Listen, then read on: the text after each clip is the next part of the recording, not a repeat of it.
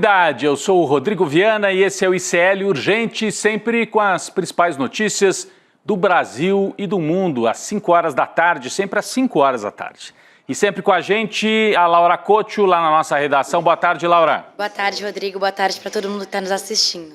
Isso, volta de feriado e a gente, Laura, vai começar com notícias sobre a guerra que vai se alastrando a um risco gigantesco, como alertou hoje o Celso Amorim, né, veteraníssimo diplomata brasileiro, fez esse alerta numa entrevista. Nós vamos daqui a pouco trazer mais detalhes sobre o alerta feito por Celso Amorim.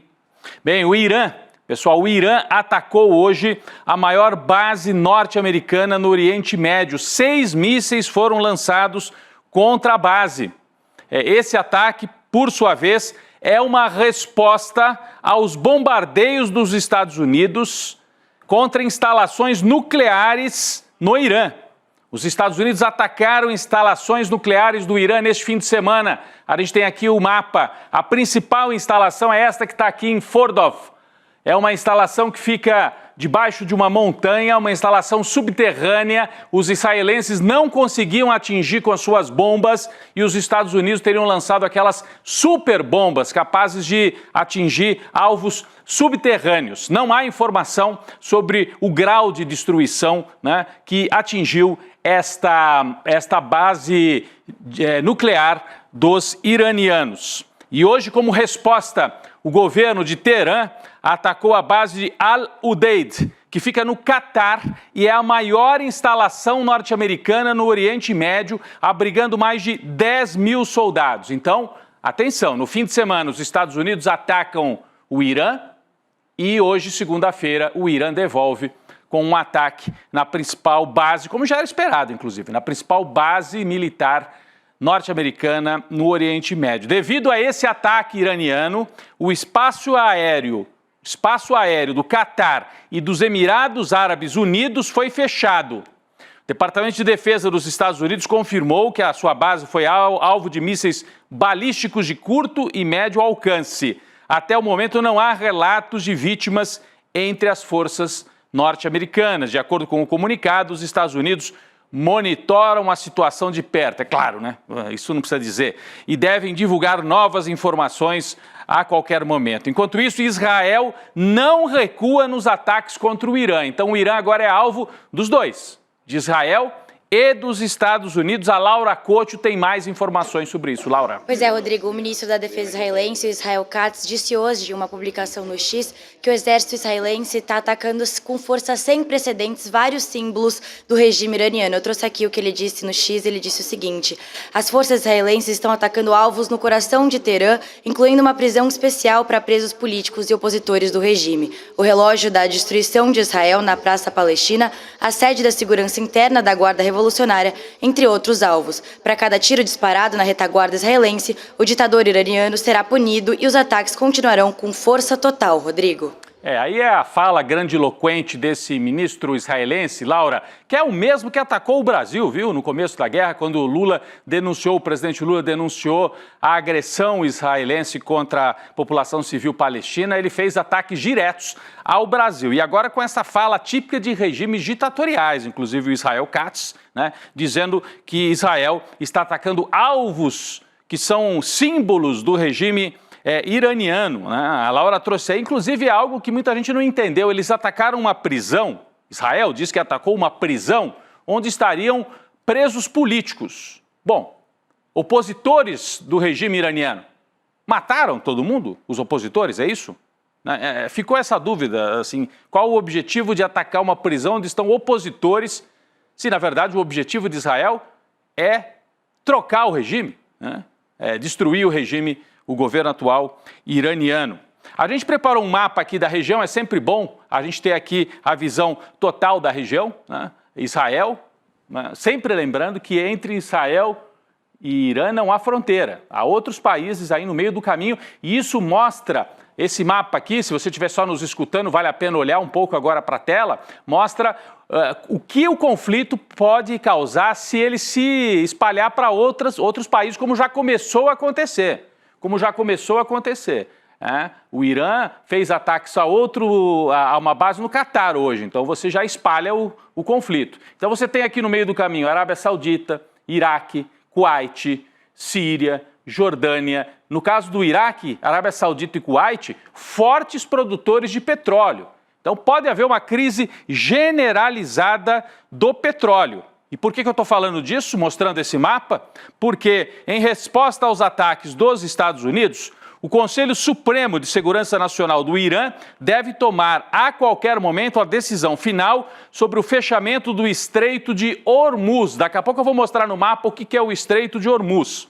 A informação foi dada pela agência estatal do Irã após o parlamento ter aprovado a medida. Então, o parlamento iraniano já aprovou fechar o Estreito de Hormuz, por onde passa 20% da produção global de petróleo e gás. O parlamento já aprovou e agora falta o Conselho de Segurança Nacional, o Conselho Supremo de Segurança Nacional, como eles dizem no Irã, também tomar a decisão final, colocar a marinha iraniana e fechar esta passagem. Vamos colocar no mapa, colocar na tela aqui o terceiro mapa que a gente preparou, a nossa equipe preparou. Muito obrigado, gente, está aqui, ó. Então, vocês percebam que o Irã domina esta passagem. Você fala, como é que o Irã vai fechar no transporte marítimo? É uma passagem que no seu trecho mais estreito tem apenas entre 3 e 5 quilômetros de largura. Então, é completamente possível a marinha iraniana bloquear a passagem. E aí acontece o quê? Acontece que além do petróleo do Irã, que já está sendo atacado, né, a produção do Iraque, do Kuwait e parte da produção da Arábia Saudita não vai poder escoar por aqui. Do Catar não vai poder escoar por aqui. Vai afetar o Ocidente? Vai. Mas vai afetar também a China, que está mais para leste e que compra petróleo dessa região. Então, se for tomada esta decisão, olha aqui para a tela de novo, o Estreito de Hormuz é esse cantinho aqui, né, entre o Irã, Emirados Árabes Unidos, Omã, por onde passa 20% do petróleo do mundo. A qualquer momento pode vir a decisão final do Conselho de Segurança Nacional do Irã para fechar a passagem desse petróleo. Com a escalada de tensão na guerra entre Irã e Israel, o secretário-geral da OTAN, Organização do Tratado do Atlântico Norte, que reúne as potências europeias e Estados Unidos, Mark Rutte, anunciou hoje que os países membros da aliança militar terão que aumentar os seus gastos com defesa para no mínimo 5% do PIB. Então, é o mundo se preparando para uma guerra total. É muito grave. É a OTAN, os países da OTAN, principalmente da Europa, né, tomando a decisão de subir para 5% do PIB os seus gastos com defesa. A decisão foi tomada durante a cúpula, nós temos as imagens aí, esta cúpula da OTAN, realizada na cidade de Haia, na Holanda. Segundo o secretário Mark Rutte, todos os membros da OTAN concordaram com os termos em prol de uma defesa coletiva. E o incremento de gastos representará um salto gigantesco à medida que, segundo ele, o mundo se torna mais perigoso. Mark Rutte também ressaltou que os países membros vão quintuplicar os investimentos em defesa aérea, porque, abre aspas, vemos diariamente o terror mortal da Rússia vindo do céu sobre a Ucrânia. Devemos ser capazes de nos defender contra esse tipo de ataque. Então você percebe que são duas guerras se misturando aqui. É Irã e Israel, com muitas consequências humanitárias e econômicas por causa do petróleo, e a guerra Rússia e Ucrânia, fazendo a Europa subir os seus gastos com defesa. Então, são duas guerras que podem se encontrar. Daqui a pouco vamos trazer o alerta do Celso Amorim sobre isso. O secretário-geral da OTAN diz que os países membros fornecerão mais de 35 bilhões de euros em ajuda militar à Ucrânia só nesse ano.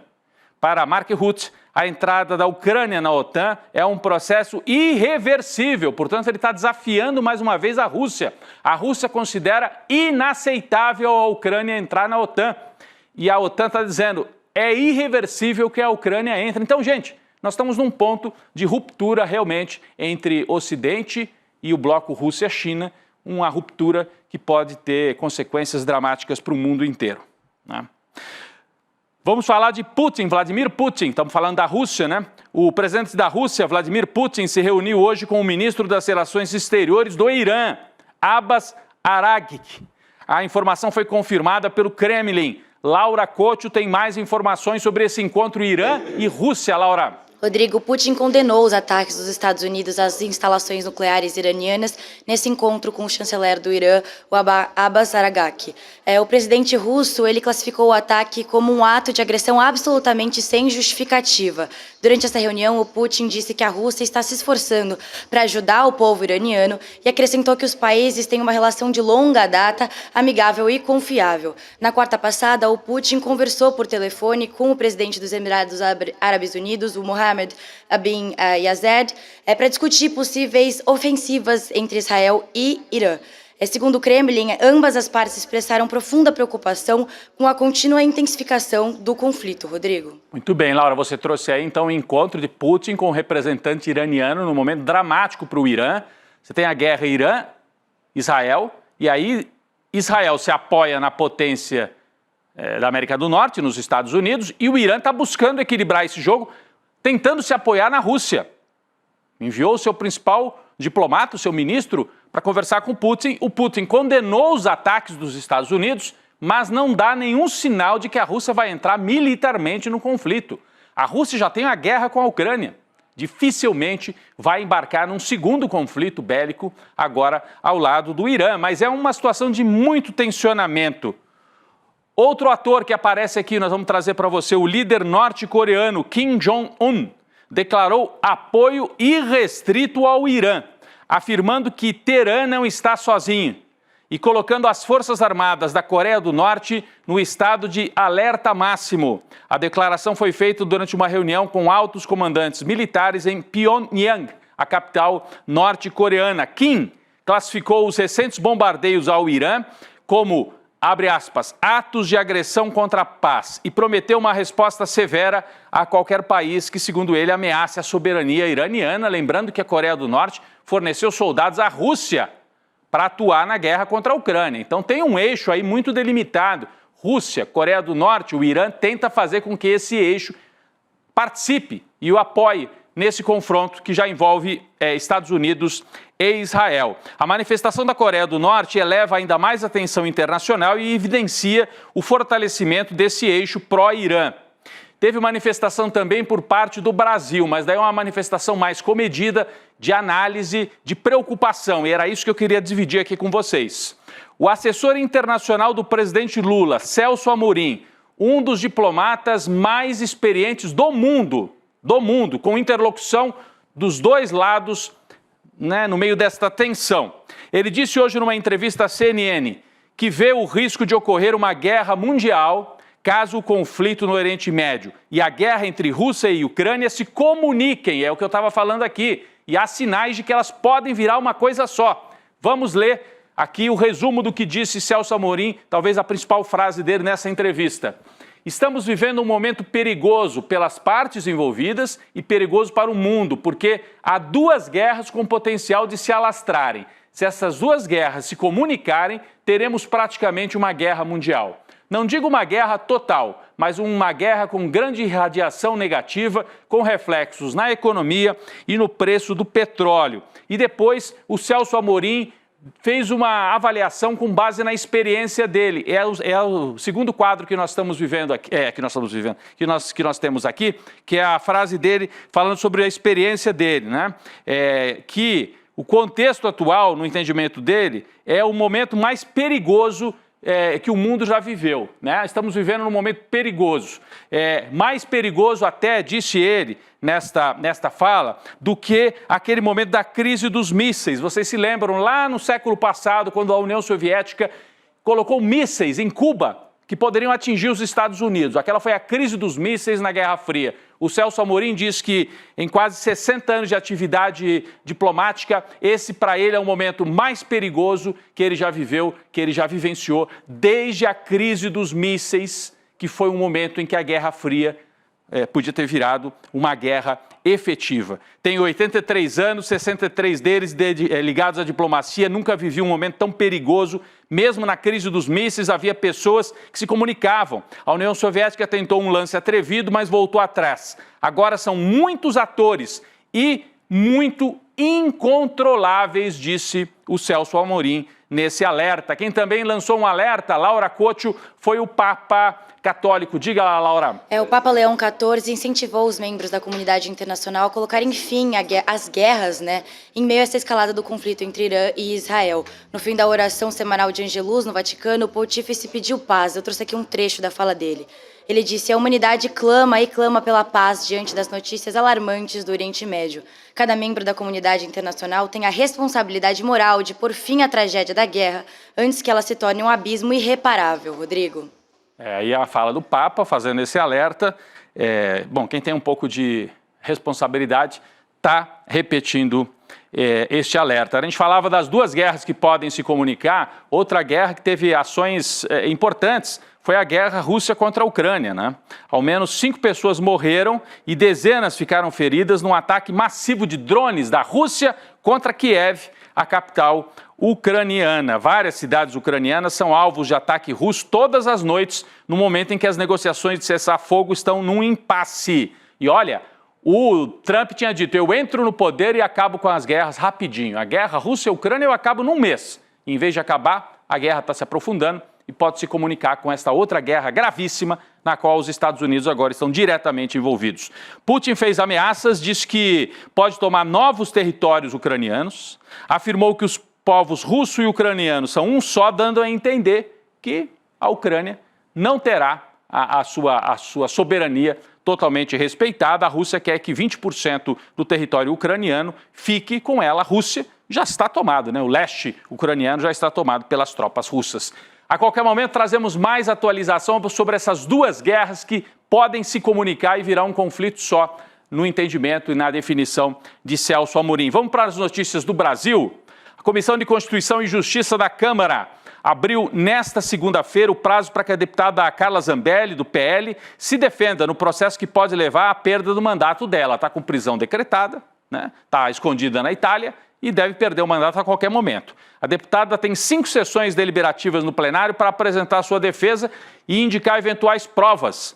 A contagem das sessões vai começar nesta terça, ou seja, amanhã. Laura. Rodrigo, os advogados da deputada licenciada Carla Zambelli vão apresentar por escrito a defesa da parlamentar contra a perda do mandato. Depois da apresentação da defesa, o relator, o deputado Diego Garcia, tem 5 sessões também para apresentar um parecer. Depois da votação na CCJ, a Comissão de Constituição e Justiça, o caso segue para o plenário da Câmara dos Deputados. Só que pelos prazos regimentais, o processo pode ficar para agosto por conta do recesso parlamentar, Rodrigo. É isso. Então, até agosto, a Carla Zambelli deve estar sem o mandato. Os deputados da cúpula da CCJ avaliam que não adianta agir para tentar salvar a Zambelli, mesmo o pessoal da direita não tem esperança de salvar o mandato da deputada condenada e foragida Carla Zambelli, mais uma bolsonarista escondida para tentar escapar da justiça. Vamos falar de um caso complicado, um caso triste, da brasileira Juliana Maringe, apenas 26 anos. Ela está presa num vulcão lá na Indonésia, no Monte Rinjani, depois de cair enquanto fazia uma trilha na região. Juliana fazia um passeio de 3 dias, a gente tem imagens aí da região, quando na madrugada de sábado foi deixada para trás pelo guia, após dizer que estava cansada. Ela estava num grupo com mais 3 ou 4 turistas, eles foram andando à frente, ela ficou um pouquinho para trás.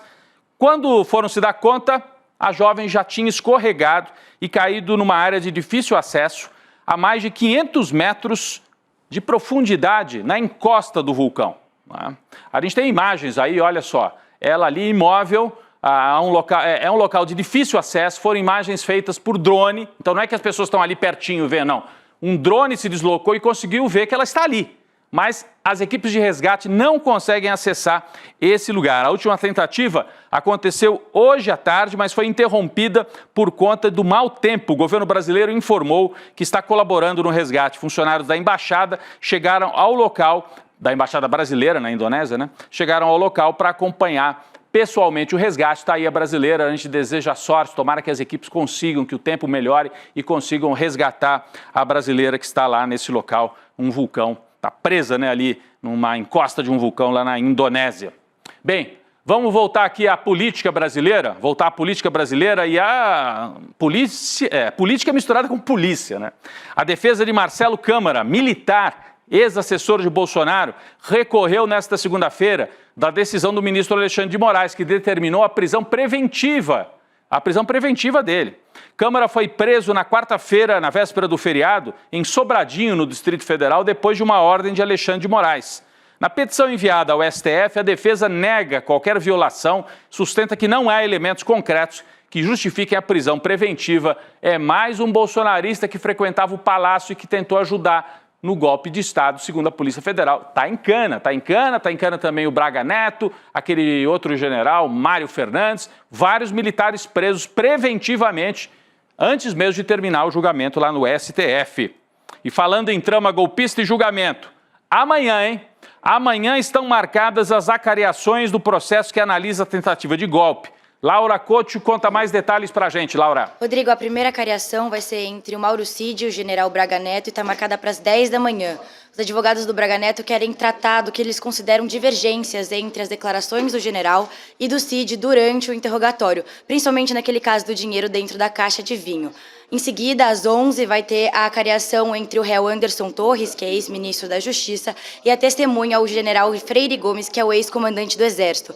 Os advogados do réu, Anderson Torres, afirmaram que a medida é necessária para esclarecer contradições de declarações do Freire Gomes. Rodrigo. É um momento importante do julgamento. Essas duas versões estão em choque e a tentativa de Braga Neto é desmontar completamente o Mauro Cid, desde que ele não consiga comprovar esta informação de que recebeu dinheiro. Recebeu dinheiro, a gente tem aqui as imagens do Braga Neto, na época que era interventor no Rio de Janeiro, era todo poderoso, e hoje ele está preso lá no Rio de Janeiro, aguarda o fim do julgamento, preso. Então, acariações amanhã, faltam as últimas diligências e depois começa a correr o prazo para as considerações finais da Procuradoria, do Ministério Público e, por fim, das defesas. Entre agosto e setembro, a gente deve ter o julgamento desse primeiro núcleo golpista no qual estão, né? Braga Neto, General Heleno e Jair Bolsonaro.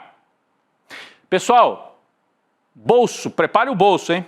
A ANS, Agência Nacional de Saúde Suplementar, aprovou hoje o reajuste anual dos planos individuais e familiares no Brasil, que dessa vez vão subir 6%. A gente olha e fala, pô, até é pouco, né? Porque o meu plano tem vezes que sobe 10%, 15%, 20%, é um abuso absurdo. A medida será válida de forma retroativa a partir de maio. De acordo com Carla Soares, né, diretora interina da ANS, o reajuste considera aumento das despesas assistenciais das operadoras. Tadinhas das operadoras, eu fico até com pena das operadoras, sabe? O limite percentual que pode ser cobrado é válido para o período de maio de 25 a abril de 2026. Para os planos que fazem aniversário em maio e junho, a cobrança já poderá ser aplicada em julho, no máximo em agosto. Atenção, esse reajuste não engloba os planos de saúde coletivos de empresas ou por adesão. Esses outros, às vezes, têm reajuste até muito maior. Muito maior. Então, prepare o bolso se você ainda não recebeu o boleto. Falando ainda da política, voltando para a política brasileira, uma informação que interessa a direita e a extrema-direita. O Partido Solidariedade e o partido PRD, que é o antigo partido, o Solidariedade é do Paulinho da Força, esse sindicalista. E o PRD, que é o antigo partido do Roberto Jefferson, veio lá do PTB antigo, vão anunciar uma federação partidária. Bom, e daí? São partidos pequenos, estão fazendo federação para não desaparecer. Mas essa federação vai ter 10 deputados federais, um governador, e vai buscar ampliar as alianças com dirigentes de outros partidos, até para, se possível, dar guarida para uma candidatura presidencial. Não é isso, Laura? É isso mesmo, Rodrigo. Primeiro eu vou falar sobre essa tentativa dos partidos com a federação, de escapar da cláusula de barreira ou de desempenho, que é uma cláusula que estabelece o mínimo de votos que o partido precisa ter para receber recursos do fundo partidário, ter acesso à televisão, propaganda, na rádio, na TV. Agora, essa federação dos dois partidos está sendo vista como um bom plano B para o Ronaldo Caiado, que já anunciou a pré-candidatura às eleições de 2026. O Caiado hoje ele é filiado à União Brasil e o partido prometeu que ele pode disputar a presidência se ele alcançar 2 dígitos nas pesquisas eleitorais. Mas ele pode se acabar deixando de lado caso o Bolsonaro apadrinhe algum candidato e o União Brasil queira aí uma vaga de vice. É isso. Então o Caiado, a princípio, Laura, tem a promessa, não, União Brasil vai te apoiar, Caiado, para presidente. Mas o União Brasil está de olho, ou faz um acordo com o Lula, que hoje é pouquíssimo provável, eles estão dando todos os sinais de que vão romper com o Lula, e podem apoiar o candidato Bolsonaro. E aí o Caiado vai ficar no meio do caminho? Não. ele está sendo convidado para integrar esta federação desses partidos menores e se lançar candidato de qualquer maneira. O jogo na direita e na extrema-direita ainda está bem embaralhado, como a gente vê por aí. Uma notícia para a gente ficar de olho. Na quarta-feira, o Senado deve votar o projeto que aumenta o número de deputados de 513 para 531. Vai mudar a ordem aí. 513, hoje são 513. E pode pular para 531.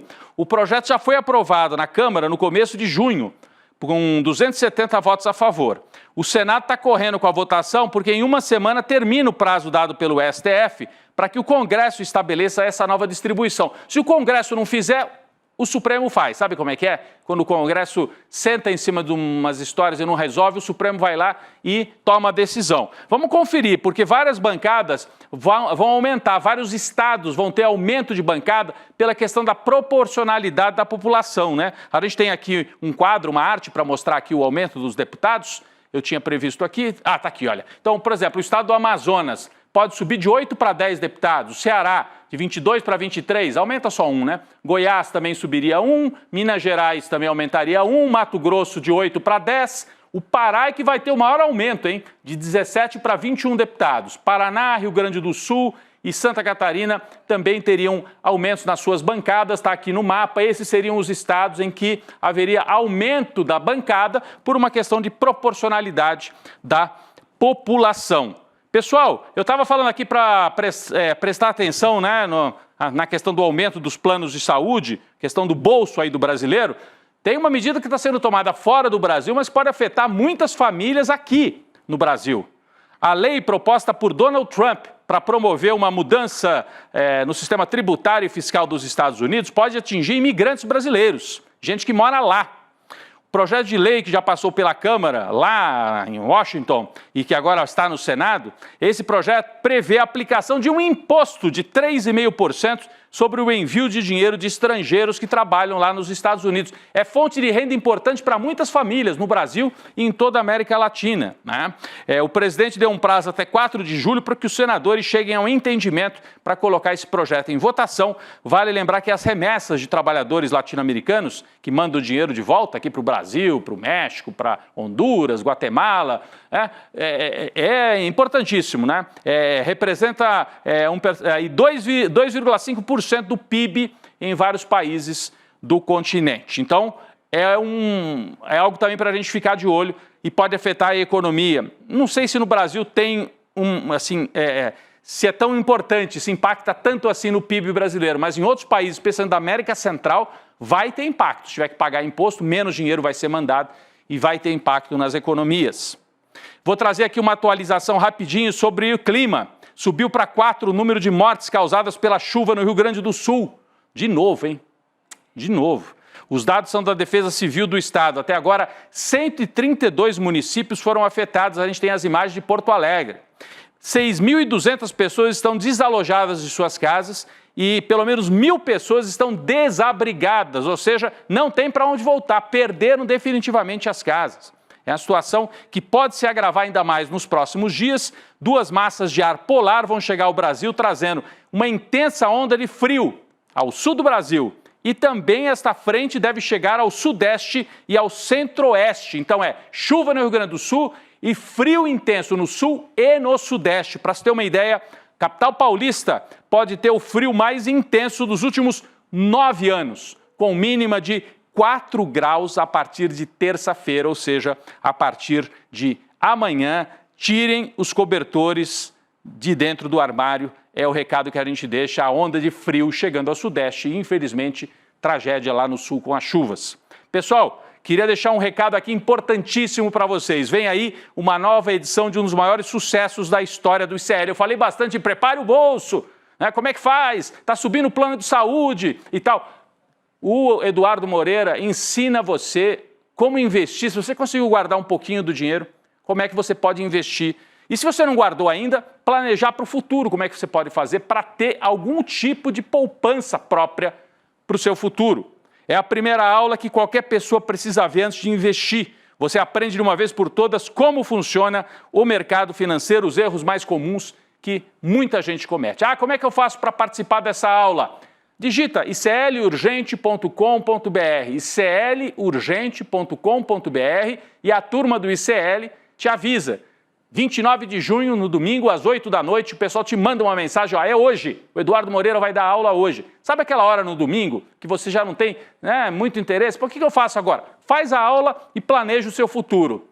iclurgente.com.br, abre um campo para você preencher com o seu e-mail, você preenche e acompanha a aula sobre investimentos do Eduardo Moreira. É isso, dado o recado, eu quero agradecer a Laura Couto lá na nossa redação e nós voltamos amanhã com mais uma edição do ICL Urgente. Valeu, Laura. Tchau, Rodrigo. Até amanhã. Valeu. O ICL Notícias, segunda edição, vai começar já com a Gabi Varela e o Chico Sá. Valeu, gente. Olá, eu tenho uma dica importante para te dar e tem a ver com o seu dinheiro. Fazer investimento não é algo reservado apenas para as pessoas muito ricas, não, e que entendem a questão do mercado. O Instituto Conhecimento Liberta, o nosso ICL, quer mudar esse panorama, quer que você tenha acesso às informações que vão mexer com a sua poupança, com o seu dinheiro. É um manual para você começar a entender de verdade como é que opera o mercado financeiro. Eduardo Moreira, que veio do mercado, conhece bem isso, vai dar uma aula online de graça. É para você que quer cuidar do seu futuro sem depender de ninguém e sem embarcar em canoas furadas, discutindo e analisando tudo o que tem a ver com dinheiro. Para essa aula, investir é para todos. No dia 29 de junho, um domingo, a partir das 8 da noite. Fique de olho que alguma coisa melhora na sua economia pessoal. Até lá. Don't waste my time. Na loja Sou ICL você encontra camisetas, canecas, mochilas e bonés que carregam ideias.